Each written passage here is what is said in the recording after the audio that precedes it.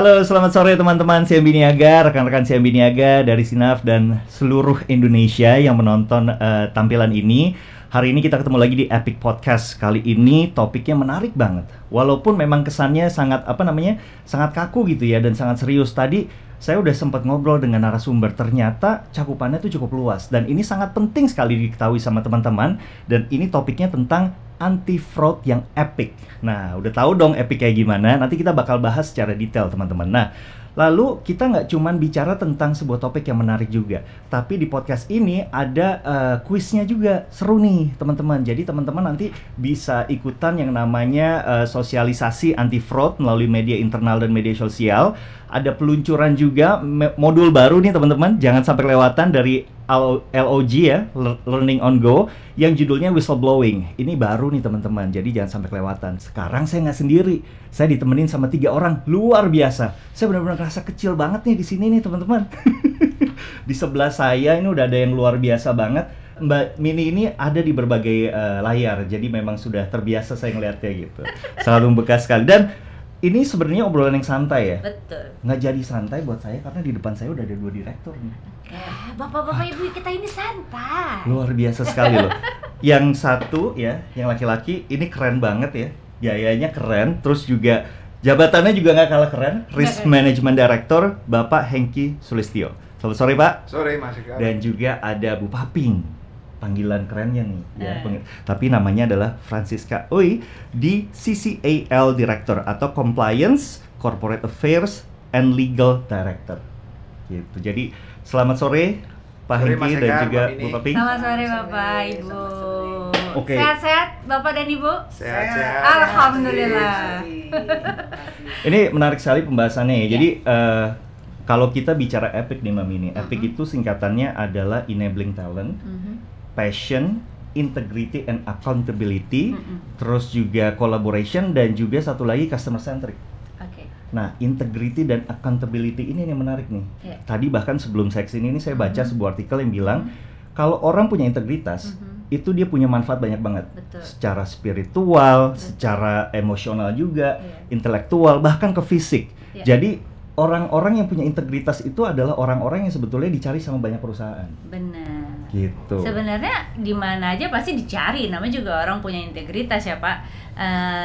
Dalam keluarga integritas juga sangat diperlukan. Yes, ya kan? betul. Di mana kita berdiri integritas itu sangat dibutuhkan, tidak hanya dalam pekerjaan tapi dalam kita bergaul semuanya itu pasti sangat dibutuhkan. Oke, kita membicarakan tadi masalah integritas. Oke, kalau gitu aku ingin bertanya langsung kepada Bapak Hengki. Mengapa CMB Niaga menyelenggarakan acara anti fraud dan yang epic dengan tujuan ingin dicapai atau programnya seperti apa? Oke, jadi sebenarnya acara anti fraud atau sosialisasi anti fraud itu sesuatu yang sudah dilakukan secara rutin oleh CMB Niaga.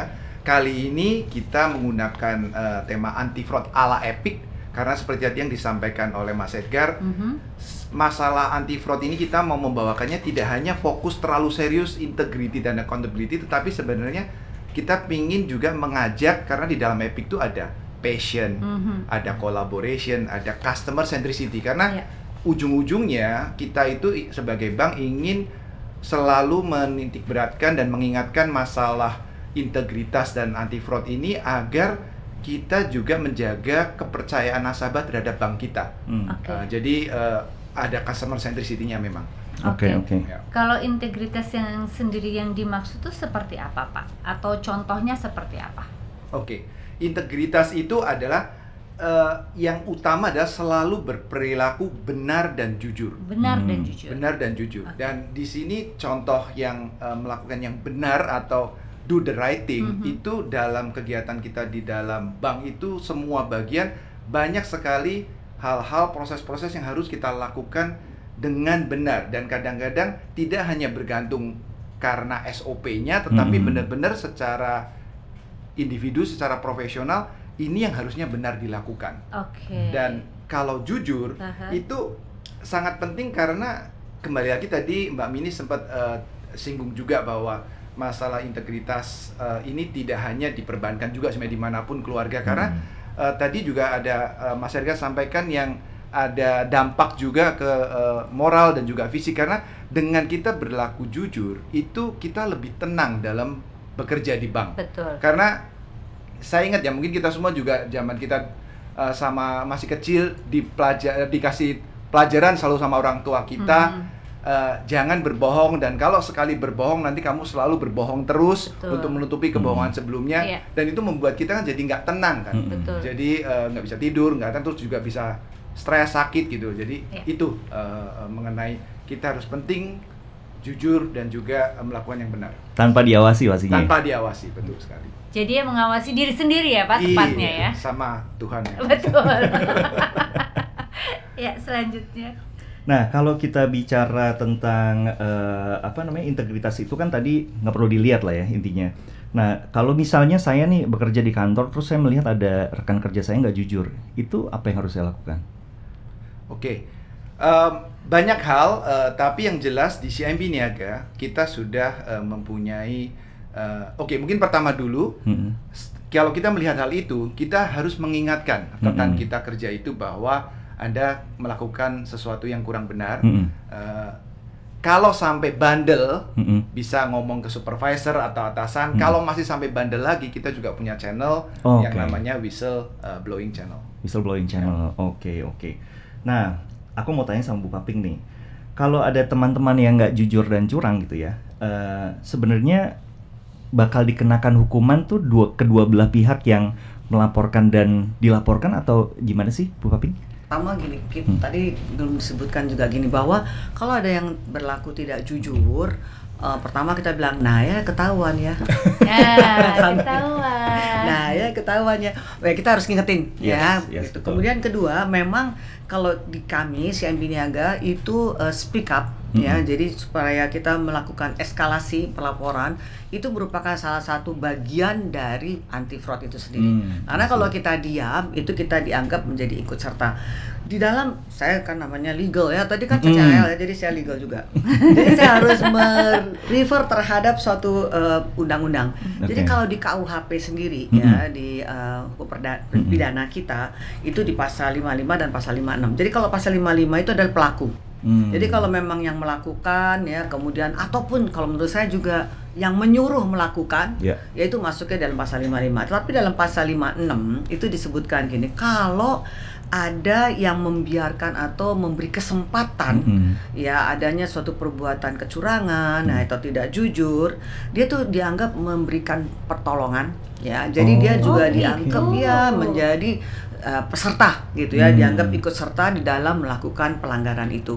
Nah, makanya speak up itu very important, karena itu jangan sampai masuk ke pasal 56 ya. Betul. Dan kalau kami di CIMB Niaga, kecurangan itu memang kita kasih sanksi sesuai dengan kebijakan yang ada, dan kalau itu masuk pidana, kita juga akan laporkan ke instansi yang berwajib, dalam hal ini misalnya polisi. Boleh saya tambahkan di sini, dalam 3 tahun terakhir kita sudah melaporkan 5 staf karyawan kita ke pidana, dan selama ini hukumannya minimum 5 tahun. Iya, amit jangan sampai ya. Jangan sampai. Agak serem ya. Karena Ibu paham banget nih mengenai jangan sampai ke saya gitu ya. Jangan. Pokoknya semuanya aman lah pokoknya gitu ya. Jadi gini teman-teman CIMB Niaga, ini kan tadi ada klausulnya bahwa membiarkan ya. Iya. Jadi kita pun tidak melakukan, itu kita juga bisa kena. Iya, kayak misalnya gini, yang gampangnya tahu tapi nggak mau tahu, bukannya biarin aja tapi nggak mau ikut campur gitu, Bu. Itu kena juga. Kena. Aduh, ya gitu. Memang ya sebenarnya ini agak sulit ya. Saya juga mengerti ya, di Indonesia ini gua nggak mau dibilang tukang ngadu gitu ya. Cepu kalau orang anak-anak zaman sekarang cepu namanya. Oke, saya soal usianya udah lanjut, nggak ngerti Bapak. Cepu ya. Cepu. Kata orang kan cepu ya. Tapi sebenarnya bukan cepu gitu. Karena dengan kita ikut melapor gitu ya, itu merupakan tanggung jawab kita. Dalam arti kita berarti ikut mendukung gitu ya, ikut serta mendukung anti fraud di CIMB Niaga, dan juga tadi saya sebutin pidana. Jadi jangan takut cepu-cepuan gitu ya, daripada penjara mendingan cepu kali. Iya, mendingan cepu, bener sih. Mendingan dimusuhin temen ya dibanding masuk penjara ya nggak. Tapi paling bener lagi teman-teman CIMB Niaga, kalau ada yang punya potensi melakukan fraud, nggak usah ditemenin, ya nggak? Supaya kita nggak deket sama Kena dia. juga kalau kita tahu, ya kan Bu? Iya, kalau kita tahu kita aduin. Cuman kalau misalnya kita udah ngerasa kayak, oh nih orang nih kayaknya nggak benar, udah deh mendingan kita jangan terlalu jadi satu circle atau terlalu dekat sama dia juga. Iya, habis kan? itu harus eskalasi Iya, ya. kan Bukannya repot loh deket-deket itu. aja, Iya, harus iya, eskalasi. iya. Jadi mendingan udah jauh aja, menjauh aja ya. Iya. Tadinya deket banget tiba-tiba menjauh, bisa gitu. Gimana Tapi ya? kalau agak kita susah udah ya. ngelihat nih ada potensinya, ya harus dilaporin, Lapor. betul ya, Bu Pauline Iya, ya, oh, Pak Hengki? kalau itu cara paling gampang sih ya. Iya. Oke.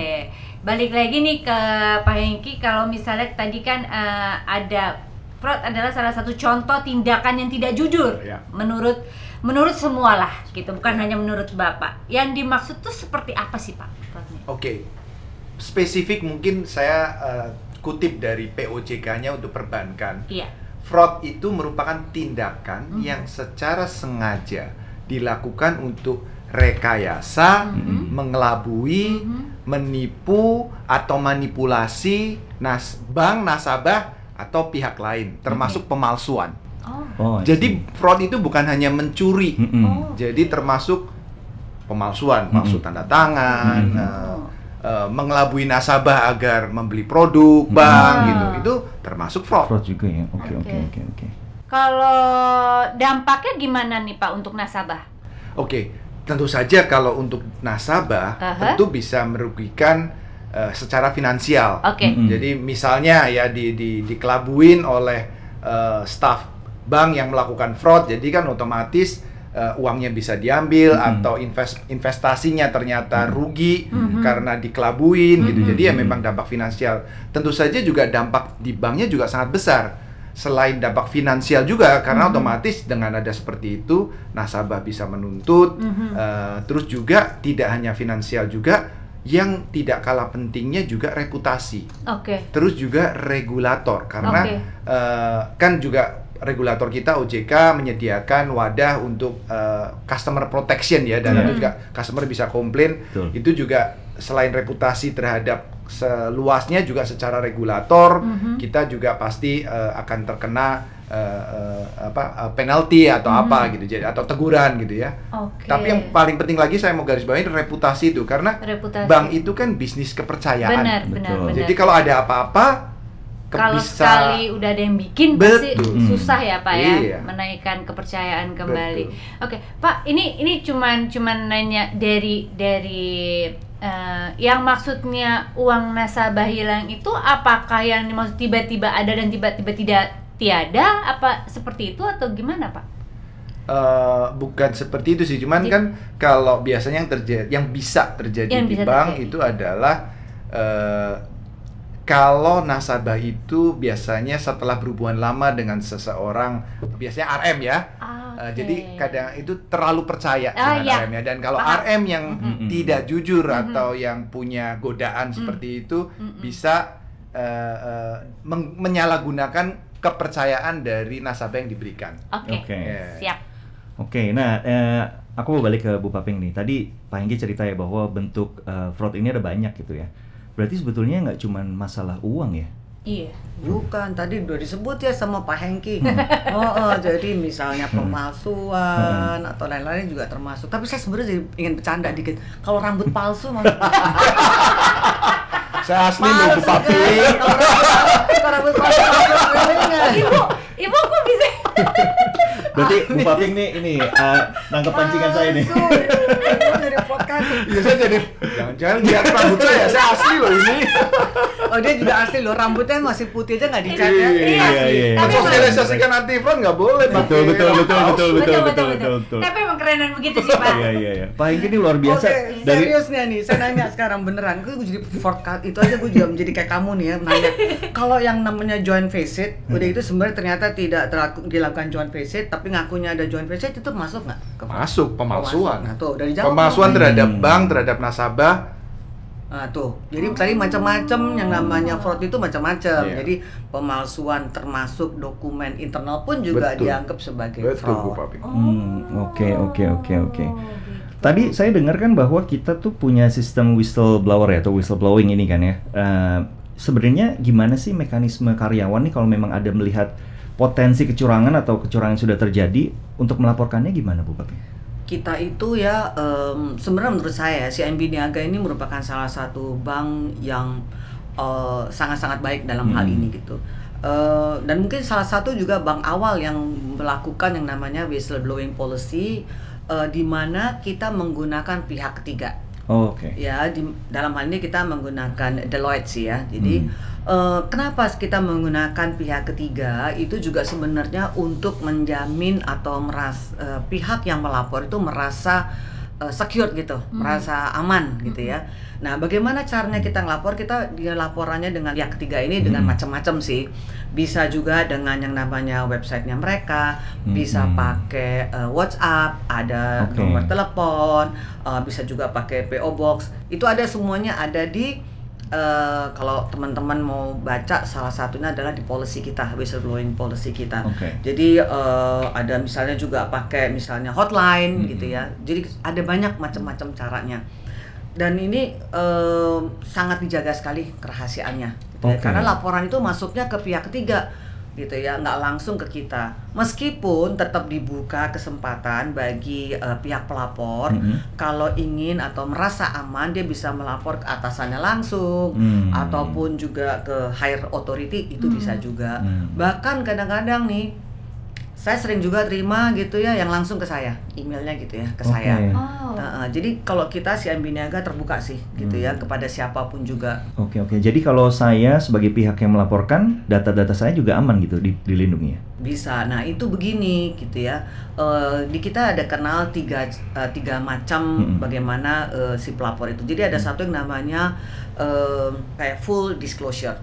Kalau yang namanya full disclosure, orang itu merasa aman, mau nggak peduli lah gitu ya, karena I really want to report this gitu ya, saya nggak merasa harus menyembunyikan identitas saya, itu bebas.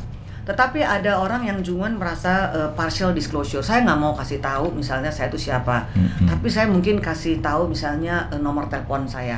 Kenapa? Mungkin orang ini merasa supaya kalau ada data-data, additional data atau apa yang diperlukan dari saya sebagai pelapor, seenggaknya si penerima pelapor dalam hal ini misalnya Deloitte itu bisa telepon saya balik misalnya.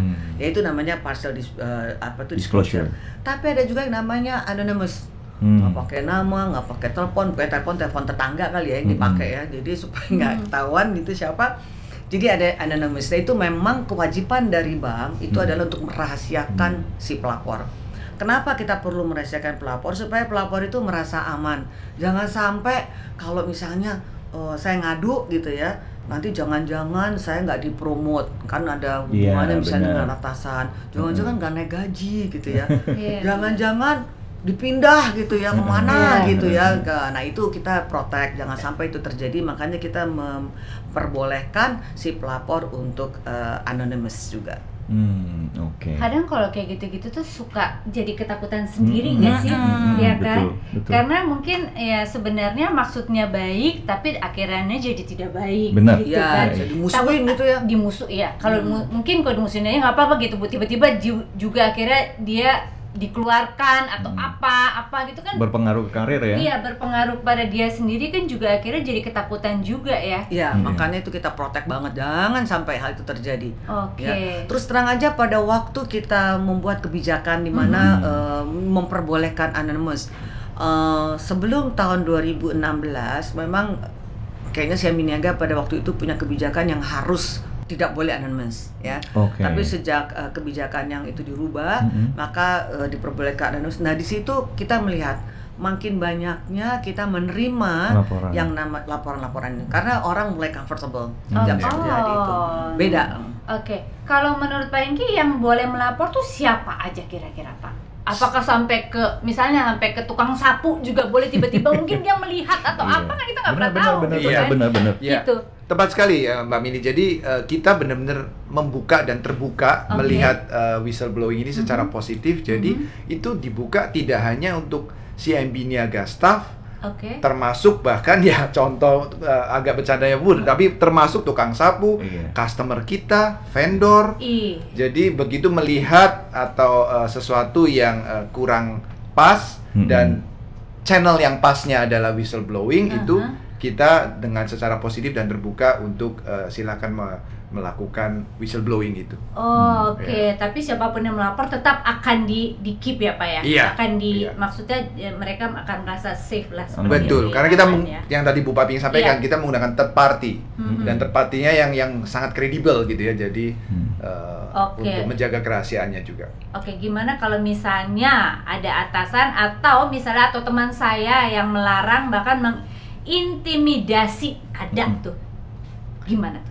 Nah, itu kita juga ada di kebijakan kita bahwa karyawan dilarang menghalangi atau mengintimidasi.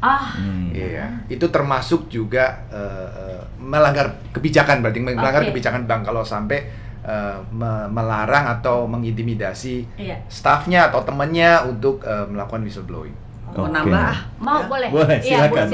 Selain itu, menurut saya bukan cuman karena sesuai dengan kebijakan aja, tetapi menurut saya itu menurut KUH pidana itu bisa dianggap pasal 55 menjadi pelaku ya.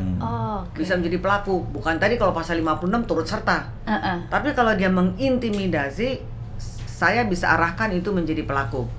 Saya bisa mengarahkan tuh begini loh, jangan lapor polisi itu kan di tempat saya ya, Nah, jadi saya bisa mengarahkan itu untuk menjadi pelaku. Berarti sebenarnya serem loh. Iya, serem banget Bu. Aku aja yang dengerin serem, malas banget urusannya gitu. Nggak, maksudnya berarti kan pasal-pasal ini orang-orang tuh harus tahu dong. Jadi supaya karena dia tahu pasal ini, kemungkinan mereka tidak akan menutupi atau mereka pura-pura tidak tahu seperti itu. Daripada gue kena pasal 56 atau 55 kan males ya, pinter lah. Gara-gara ibu, ilmu aku bertambah gitu. Ya kan, daripada kita speak up kan, mendingan kita ngomong. Ya, jadi makanya acara ini menurut saya sangat penting, karena kalau orang bilang anti fraud pasti pikirannya itu cuman misal tadi mencuri dan lain-lain keuangan. Pertama, skopnya kan ternyata tidak hanya itu luas. Tapi juga ada hal-hal yang seperti begini. Pikirnya kan cuman mengintimidasi gitu ya. Kan terus itu gue cuma tadi nggak mau kepo ya, nggak mau kasih tahu gitu, nggak mau melapor gitu ya, cepu nggak mau cepu gitu ya. Nah, ini kan perlu ya di broadcast bahwa cepu itu sebenarnya bisa dianggap ikut serta, mengintimidasi itu bukan bisa dianggap sebagai pelaku gitu ya. Nah, hal ini perlu untuk diketahui oleh teman-teman semua lah. Bu Paping tadi bilang penting ya, ini juga penting buat teman-teman CMB Niaga. Mumpung nih di depan saya nih sudah ada 2 direktur yang memang punya peranan penting di dalam whistleblowing. Kalau ada yang mau ditanya silakan ditanya di dalam kolom chat ya. Ditanya di dalam kolom chat sekarang, nanti pertanyaannya bisa langsung dijawab oleh kedua direktur ini. Jadi silakan ditanya gitu ya. Terus saya nih sebagai karyawan gitu ya juga kepikiran kalau misalnya karyawan CMB Niaga. Iya, hati-hati loh pasal 555. Waduh. Aku ingetin aja, aku ingetin. Enak ya kayaknya nggak karyawan ya. Enggak dong, nggak boleh gitu. Iya. Kan kita emang ini kan bukan cuma untuk karena di karyawan aja ya Pak ya. Dan berlaku buat siapa aja kan. Berlaku buat siapa aja. Kalau misalnya tiba-tiba nasabahnya itu ada main morandal, nasabahnya kan benar. Nah, tadi saya kepikiran kalau misalnya ini karena sifatnya bebas, close disclosure juga. Kalau misalnya seseorang dilaporkan, misalnya saya dilaporin gitu ya, itu kan tetap diinvestigasi kan, nggak langsung tiba-tiba langsung dihukum kan? Dan kita kan selalu menerapkan sama lah. Dan kita kan juga selalu menerapkan praduga tak bersalah, itu sudah pasti itu di awal ya, selalu ada itu. Oke. Nah, kalau misalnya nih terjadi fraud di CMB Niaga gitu ya, sebetulnya itu tanggung jawab siapa Pak? Tanggung jawab kita semua sih. Dan makanya inisiatif seperti ini, sosialisasi seperti ini, saya dan Bu Paping dan teman-teman semua yang mendukung di semua ini sangatlah penting, dan kita lakukan ini secara berkelanjutan. Setiap tahun selalu ada, dan kita coba angkat tema-tema yang di dalam fraud ini yang tadi Bu Paping sampaikan sangat luas. Jadi kita selalu lanjutkan ini seterusnya. Dan saya juga suka menganalogikan sosialisasi fraud dan atau anti fraud ini adalah seperti agama. Kita beruntung di Indonesia itu semua orang harus beragama secara hukum juga. Dari kecil kita udah di agama kita, apapun kepercayaannya, semua agama mengajarkan sesuatu yang baik, yang benar. Itu analoginya sangat mirip dengan fraud. Jadi Saya yakin di setiap kitab suci agama selalu bilang tidak boleh berbohong. Betul. Nah, tetapi karena kita manusia, memang itu kadang kita berbohong. Terus apakah kalau berbohong itu jadi benar? Kan nggak juga, gitu, tetap salah. Dan selalu setiap agama selalu mengkumandangkan ini, mau yang Muslim, yang semuanya Kristen, Katolik, setiap hari Minggu, setiap hari Jumat, selalu diulang-ulang terus. Betul. Sama dengan anti fraud ini, kita harus mengulang-ulang terus. Pak Hengki ke gereja setiap minggu. Sering ketemu Ibu Papi. Betul. Nah, ini satu pertanyaan terakhir kali ya sebelum ditutup ya. Saya sebenarnya pengen banget nih tahu nih langsung dari Direktur Risk Management, ada tips nggak supaya bisa terhindar nih sebagai karyawan gitu ya, terhindar dari tindakannya, terhindar dari circle-nya, terhindar dari orang-orang seperti inilah. Oke. Mungkin nanti saya juga mau ajak Ibu Paping untuk menambahkan atau dari point of view Ibu Paping ya. Kalau dari saya sih balik lagi, saya ya mungkin saya cukup orang yang cukup agamis, jadi balik lagi tipsnya adalah ini mirip dengan agama, dan kita tahu tadi ya fraud itu harus melakukan sesuatu yang benar dan jujur. Dan jujur itu balik lagi kan yang di hati kita sendiri, dan tadi juga disebutkan melakukan hal itu semua tanpa harus dilihat orang, tanpa harus dilihat bos, tanpa harus dilihat teman gitu ya. Jadi balik lagi, kalau kita pingin hidup tenang, lakukanlah dengan benar, dengan jujur. Tadi kalau ada teman yang melakukan kesalahan ya diingetin, cepu gitu ya. Jadi lebih tenang daripada nanti sampai amit-amit pasal 55 segala macam. Dan kita kan hidup juga untuk keluarga, untuk sosial juga, dan sangat penting lagi karena bank itu balik lagi bisnis kepercayaan. Sehingga kalau kita sebagai profesional atau bekerja di bank, kita harus menjunjung tinggi itu, dan makanya Epic tadi ada customer centricity. At the end of the day atau ujung-ujungnya ini sebenarnya untuk nasabah kita, untuk customer kita.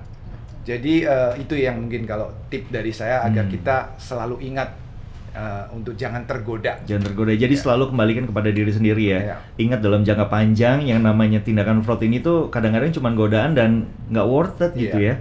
Nah, mungkin menambahkan Bu Paping, ada nggak pesan-pesan nih untuk teman-teman CIMB Niaga supaya berani speak up? Ini tadi sebenarnya udah disebut sedikit lah ya sama Pak Hengki.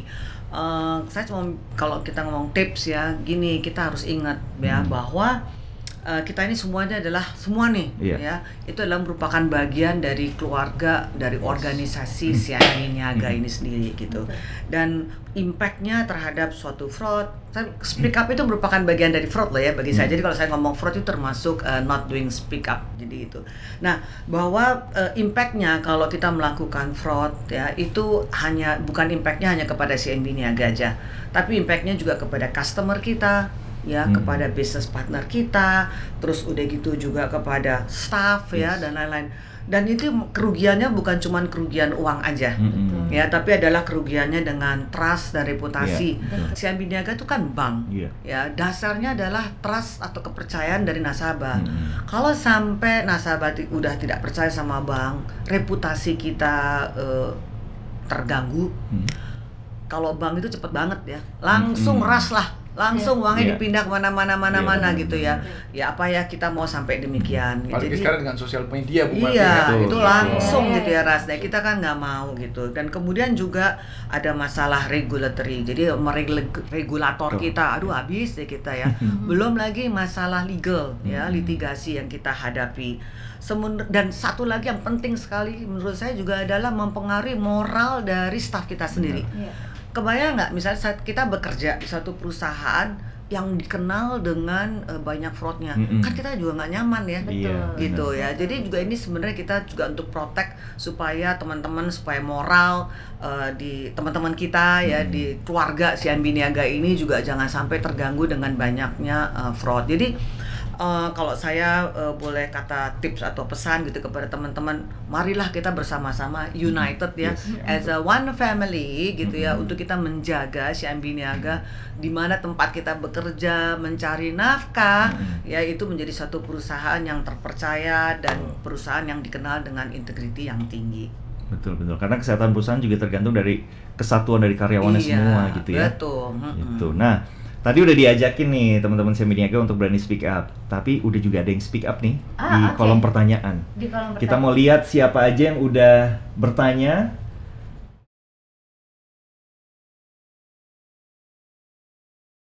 masyarakat ya, publik, mau vendor maupun yang nasabah atau bukan nasabah bisa ke WB-nya CIMB Niaga. Jadi pasti bisa jawabannya. Pasti bisa ya. Pasti bisa. Apakah perlu bukti atau bagaimana? Enggak perlu bukti. Enggak perlu. Enggak. Jadi kita kalau yang lapor itu isinya biasanya yang kita minta adalah sebenarnya apa sih pelanggaran yang dilakukan tuh apa?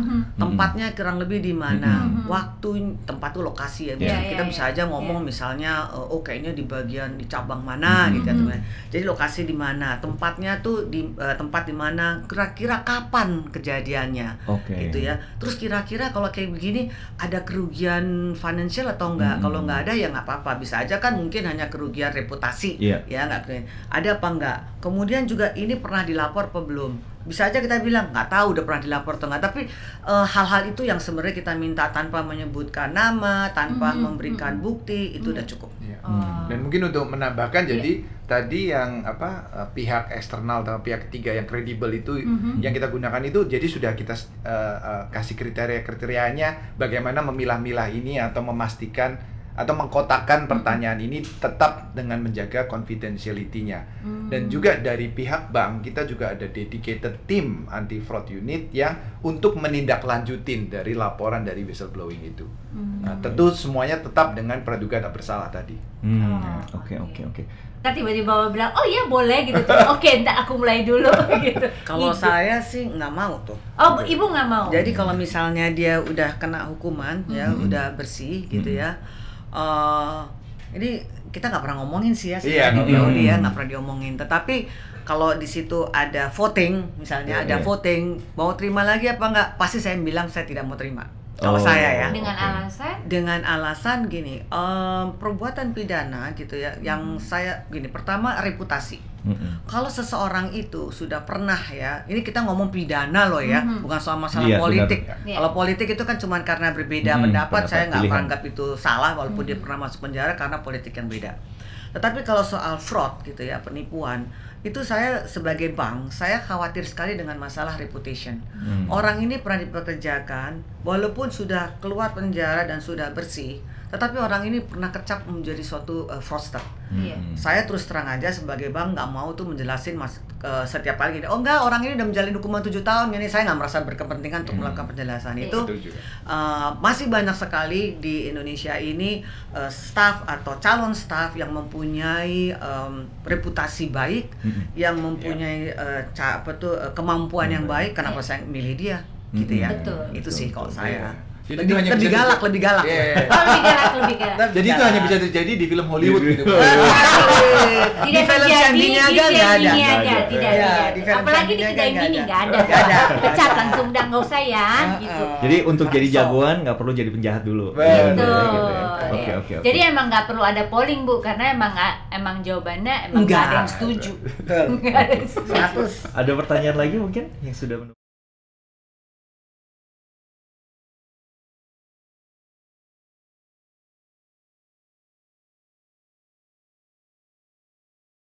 itu gini Kak, ini fraud itu balik lagi seperti tadi agama juga, seperti sudah diomong nggak boleh berbohong, tapi kok ya orang juga selalu bisa berbohong gitu ya. Nah jadi sama, jadi untuk sebenarnya mencegah bahwa semua orang harus suci, nggak bisa nahan semua godaan, itu memang sangat sulit. Makanya mungkin kalau saya sambung dengan pertanyaannya, untuk mencegah itu memang sangat sulit. Makanya kenapa kita lakukan inisiatif seperti semua ini, selalu diingatkan, sama balik lagi dengan agama, setiap minggu diulang-ulang terus, jangan berbohong terus gitu, sama itu karena untuk itu, karena ya namanya manusia gitu ya, memang dari waktu Adam dan Hawanya itu jadi balik lagi untuk mencegah memang itu sangat sulit, tetapi makanya bank harus lakukan seperti ini. Kita semua, Bu Paping, saya melakukan seperti semua ini bersama dengan tim-tim semua. Nah, tapi sebenarnya kalau untuk mendeteksi itu sebenarnya tidak sulit. Kita banyak sekali tools-tools dan atau mungkin kalau saya agak jelaskan secara awam gitu ya, bukan hanya di bank. Kalau manusia atau orang kalau melakukan kebohongan, itu kan pasti eventually ketahuan. Iya, nggak mungkin kebohongan itu bisa ditutup selamanya. Betul. Pasti ketahuan. Nah, memang mungkin tapi bedanya kalau di bank karena kita sangat fokus di sini, punya tim dedicated untuk itu, sehingga deteksinya lebih cepat. Kalau misalnya kalau di luar bank gitu, makanya orang melakukan kebohongan bisa 20 tahun, 30 tahun. Kalau di bank nggak mungkin karena ada tim yang dedikasi, dan juga balik lagi kita berhubungan dengan nasabah atau vendor orang lain yang dimana cepat atau lambat itu akan meledak dan pasti akan ada komplain. Betul. Jadi nggak mungkin bisa ditutupin, nggak mungkin. Mungkin ada pertanyaan begini karena mereka nggak tahu ya. Artinya tindakan-tindakan ini yang sudah ditangkap atau sudah diproses itu tidak disosialisasikan kan, pastinya kan. Betul. Jadi sebetulnya bukan sulit, tapi memang udah ada toolsnya, udah siap. Cuman mungkin nggak kedengeran pernah ada kecurangan atau apa, tapi sebetulnya diproses ya. Betul, sampai yang Bu Paping share kan, kita dari 2000 berapa Bu Paping ada 5 orang ya yang sampai ke penjara karena melakukan fraud di kita. Oke. Ada pertanyaan berikutnya yang keempat.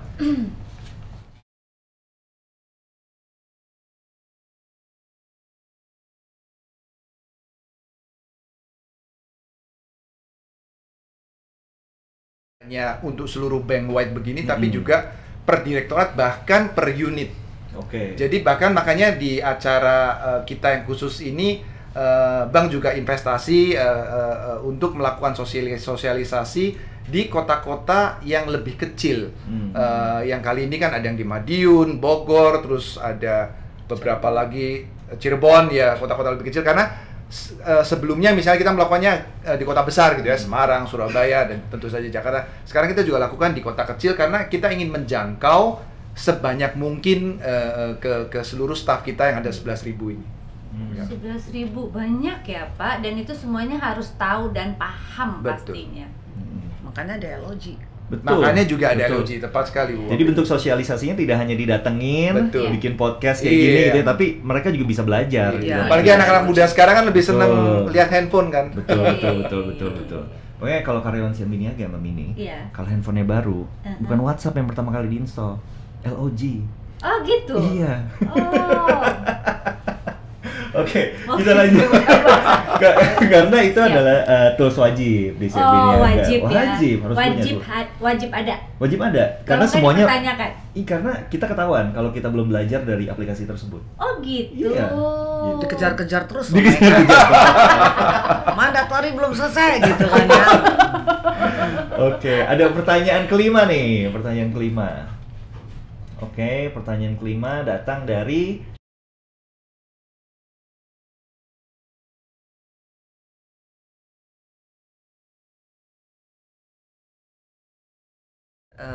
tadi ya, sistem kita itu kita bisa melaporkan ya. Jadi memang kewajiban dari kita untuk mengembalikan informasi data. Pertama, kalau itu kita melakukan investigasi awal ya, ada dua macam. Bisa juga karena data yang tidak cukup dan waktu kita minta datanya kembali melalui Deloitte ya, karena kan kita nggak tahu, jadi kita ke Deloitte, dan kalau Deloitte berusaha untuk mencari, kan kadang-kadang anonim gitu ya, tidak bisa menemukan, dan si pelapor itu tidak meninggalkan suatu nomor telepon atau apapun untuk bisa dihubungi, padahal kita perlu menambah data yang diperlukan waktu kita melakukan investigasi, yaitu akhirnya kita drop ya, mau nggak mau, karena tidak cukup data.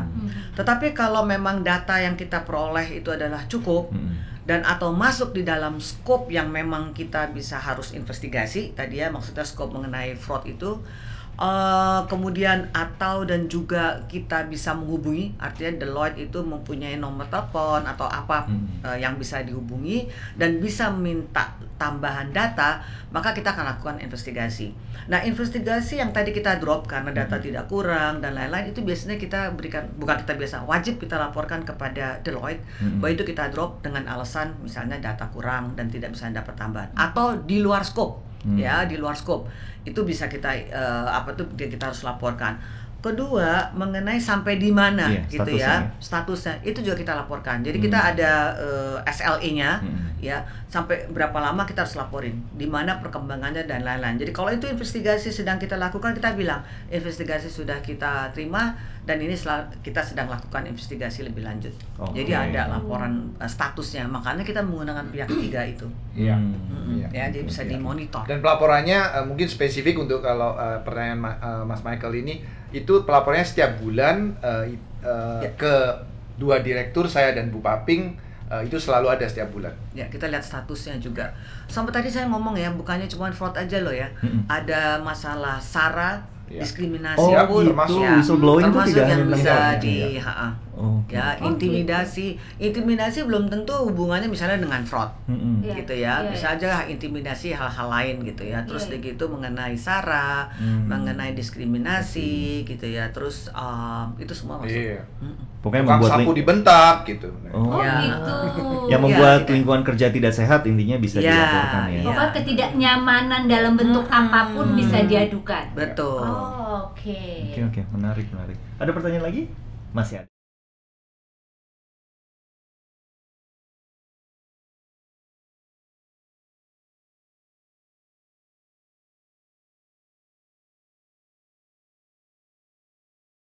Ulangi lagi, jadi pelapor itu tidak usah menyebutkan nama, tidak usah menyebutkan saya tuh bekerja di mana gitu ya. Jadi dilaporkan aja ke, nanti ada kan ya nomor teleponnya, ke web ataupun ke WhatsApp atau ke email segala ada gitu ya. Nah itu tidak usah melaporkan nama dan lain-lain. Kalau perlu mau pinjam pakai nomor telepon tetangga juga boleh sih gitu ya. Jadi tidak perlu khawatir mengenai ada ancaman ataupun ada konsekuensi terhadap apa yang kita udah laporkan. Kalaupun mau pakai nomornya sendiri, kita bisa kasih tahu bahwa tolong rahasiakan data saya gitu ya. Betul. Itu tadi saya, jadi yang tadi namanya full disclosure, kalau memang orangnya terbuka, ada yang namanya partial disclosure. Tepat sekali yang tadi Mas Enggar disebutkan bahwa bisa aja gini, saya kasih nomor telepon gini, tapi tolong jangan didisclose ke CIMB Niaga. Deloitte akan keep. Jadi Deloitte tidak akan mendisclose ke kami si pelapor itu siapa, nomor telepon siapa, nggak bakal. Karena itu terjaga di Deloitte. Makanya pentingnya kita menggunakan pihak ketiga itu ya. Jadi supaya karyawan-karyawati kita dan juga siapapun juga, mau nasabah ataupun masyarakat ingin melaporkan itu harus merasa aman gitu ya. Karena itu dijaga, disimpan di Deloitte. Oke, jadi nggak perlu khawatir lagi bagi kalian ya, ataupun entah karyawan CIMB Niaga atau siapapun yang melihat sesuatu yang mencurigakan, kalau memang ingin melapor silahkan dilaporkan dan itu semuanya data semua akan aman.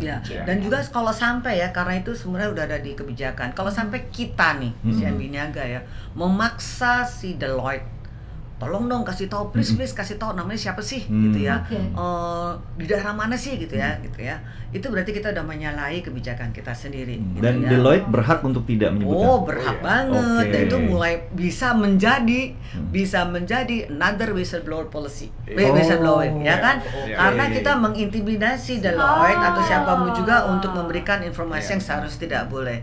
Ya, jadi itu bisa jadi bumerang kepada yang memaksa, misalnya itu adalah timnya Hengki misalnya ya, dia akan bisa kena anti fraud ini juga, blower.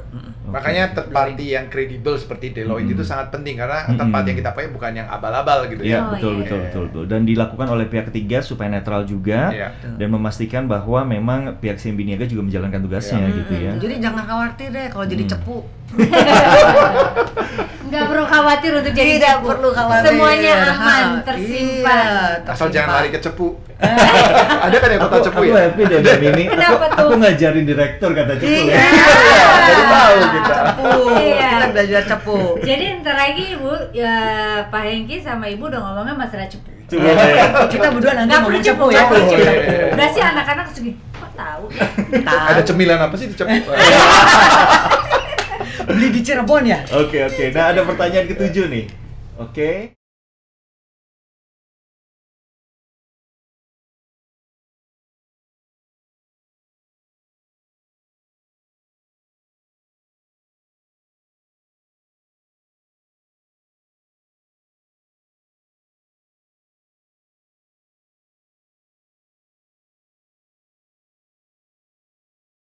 Kita bergantung dari investigasi yang dilakukan oleh tim profesional yang dedicated gitu ya. Jadi bukan cuman siapa dicomot gitu. Jadi dedicated anti-fraud team unit profesional melakukan investigasi, nanti diukur kesalahannya dan nanti dihubungkan dengan, karena kita di CIMB Niaga juga selalu menjunjung tinggi kebijakan kejujuran. Bukan yang sama yang sama union itu apa namanya?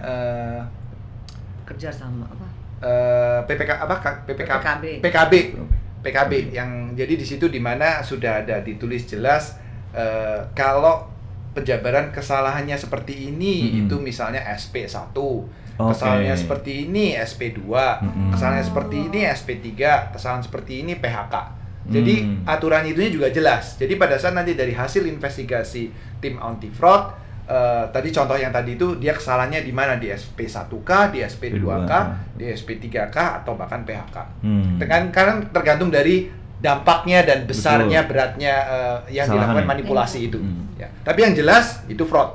Oke. Dan kita juga punya namanya komite disiplin. Ada komite disiplin. Ya, di mana komite disiplin ini dari level region yang kemudian bisa dibawa ke kita, ke direksi juga, ya ke komite disiplin, supaya memastikan disipliner atau sanksi yang diberikan kepada karyawan atau karyawati kita itu berimbang, ya, ada berimbang dan kemudian adil, ya, jangan sampai gini ada satu orang kayak berbuat begini hukumannya sanksinya apa gitu, satunya enggak. Jadi supaya adil dan juga supaya transparan juga, maka kita punya yang namanya komite disiplin juga. Komite disiplin. Oke, jadi tidak hanya selalu pidana ya. Impact ke karir seperti kayak SP itu juga bisa ternyata. Bisa. Betul. Oke, Mbak Dela. Pertanyaan berikutnya. Yang ke-8. Oh,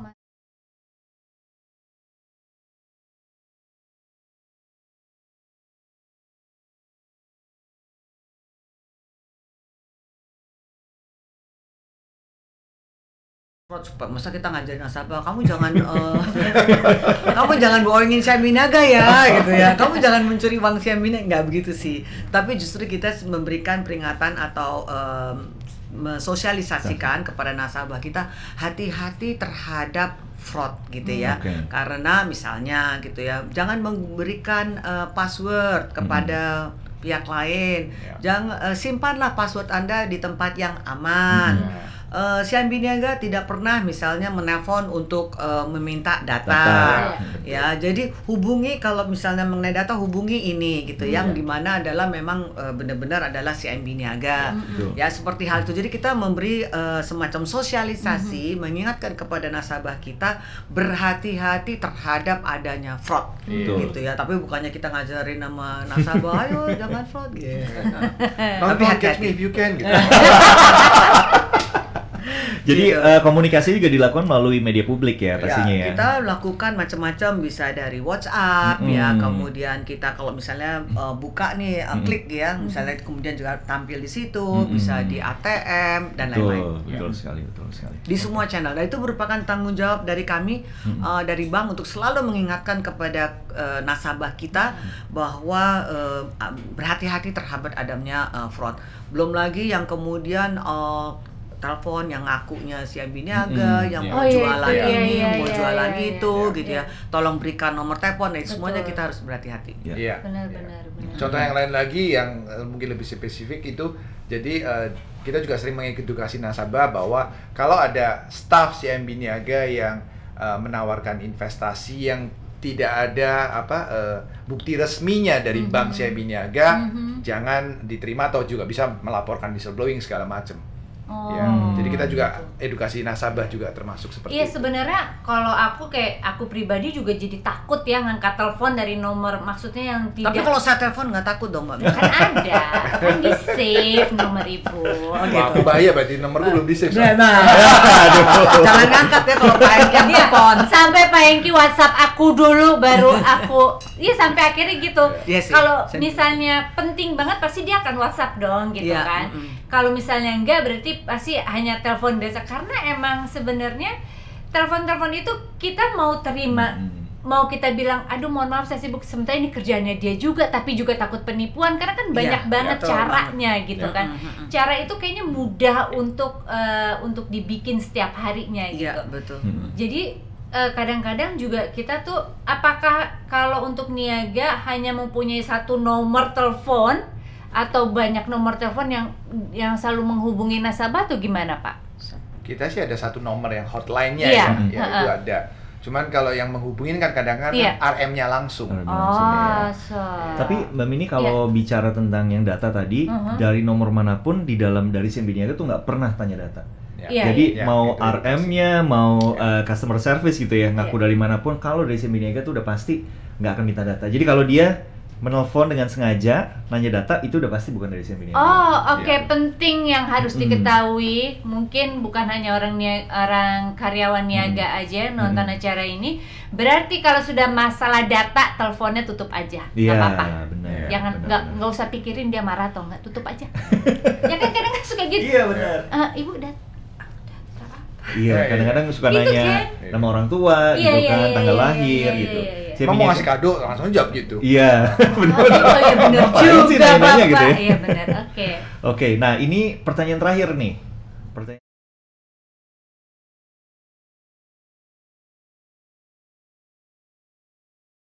Mengenalkan kebijakan, sebenarnya CMB Niaga dari dulu juga udah punya kebijakan whistleblowing, udah punya. Tapi kalau yang sebelumnya tadi saya cerita bahwa masih harus menyebutkan nama dan lain-lain, dan di situ jelas disebutkan kalau misalnya ternyata tidak terbukti, nanti kalian yang bisa kena sanksi.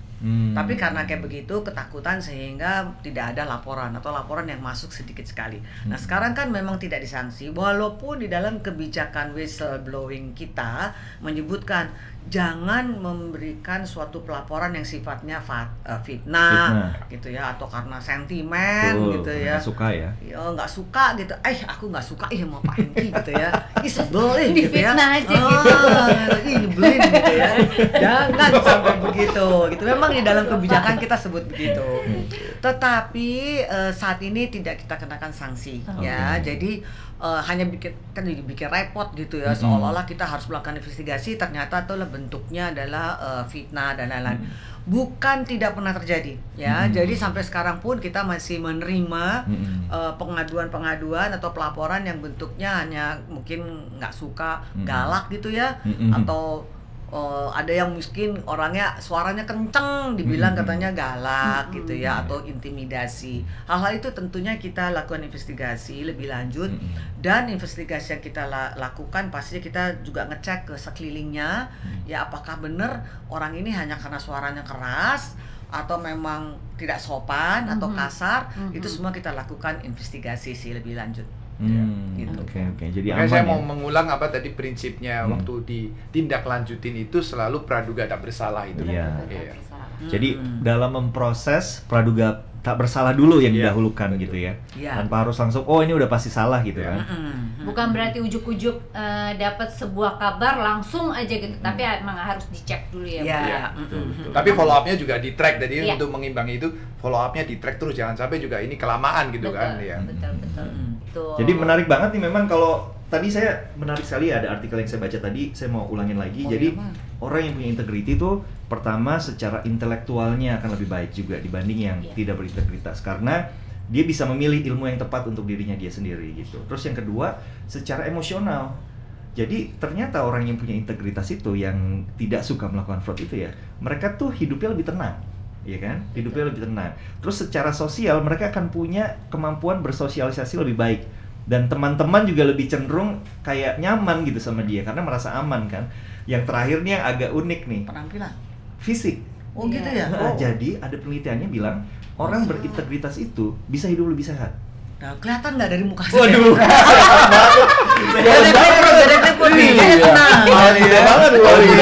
Apa dari ibu sehat berarti oke. Oke banget.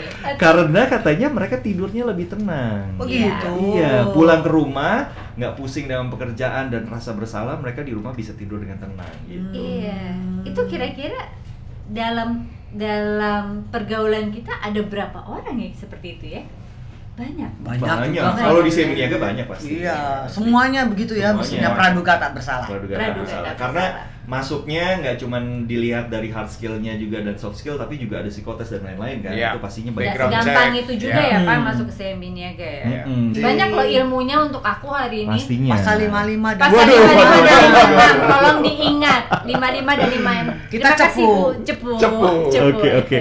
Terima kasih. Terima kasih Bapak dan terima kasih Ibu. Terima kasih. Thank you. Thank you Mas. Bye.